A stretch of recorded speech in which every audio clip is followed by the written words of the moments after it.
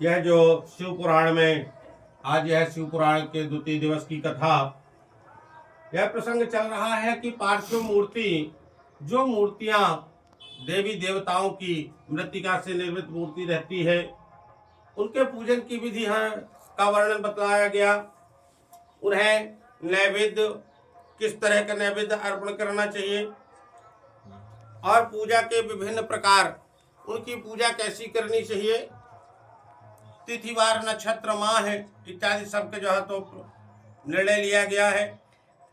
जो कलिकाल में पार्थिव पूजन का विधान बताया गया है, वह अकाल मृत्यु का हरण करने वाला बताया गया है। जैसे कलयुग में हम पार्थिव पूजन करते हैं, पार्थिव पूजन में हमें जो है तो शिव पुराण में यह प्रमाण मिला है कि 12 अंगुल से कम नहीं होना चाहिए, लेकिन लिंग मूर्ति होना चाहिए, स्वरूपवान शिव जी की मूर्ति नहीं होना चाहिए। आज के समय में देखा जा रहा है कि स्वरूप बना दिया जाता है जो है तो शिव जी का, और फिर पूजन होता है। कोई किसी रूप में बना देता है, कोई किसी रूप में बना देता है, लेकिन शिव पुराण के मतानुसार लिंग पूजन का विधान बताया गया है, स्वरूप पूजन का विधान कहीं भी वर्णन नहीं किया गया है। इसलिए हमें जो है तो लिंग पूजन करना चाहिए। भगवान भोलेनाथ का लिंग पूजन ही शिव पुराण में जो है तो बताया गया है। उनके स्वरूप का पूजन की विधि जो है तो नहीं इसमें बताई गई है। लिंग पूजन का महत्व ही अलग है। अकाल मृत्यु का हरण करने वाला है, पुरुष स्त्री सभी उसको कर बराबर कर सकते हैं।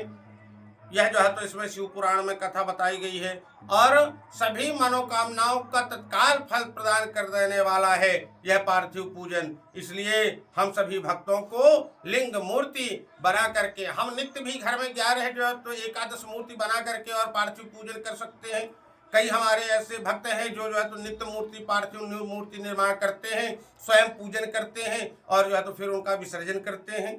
ऐसे कई से जो है तो भक्त हैं जो नित्य पूजन करते हैं पार्थिव। इसका पार्थिव पूजन का बहुत बड़ा फल है, और यह हमें सब लोगों को करना चाहिए। यही कथा जो है तो इस शिव पुराण में जो है तो बताई गई है, और यही जो है तो आज द्वितीय दिवस की कथा चल रही है।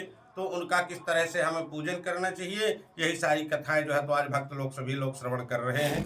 हर हर महादेव, हर हर महादेव, हर हर महादेव।